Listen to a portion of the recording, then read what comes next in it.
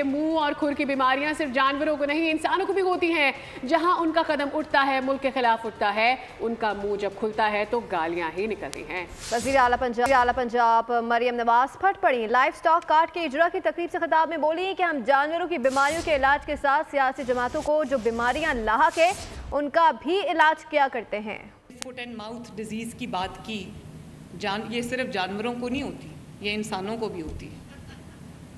और foot disease, foot and mouth कहते हैं ना, तो फुट जहाँ उनका कदम उठता है तो मुल्क के ख़िलाफ़ उठता है, और जब माउथ डिजीज़ क्या है, जब मुंह खुलता है तो गाली गलोच और बदतमीज़ी और बदतहज़ीबी होती है। ना सिर्फ हम जानवरों की बीमारियों का इलाज करेंगे बल्कि कई सियासी जमातों को जो बीमारियां लाहक है उसका भी अच्छा इलाज करेंगे इंशाअल्लाह ताला।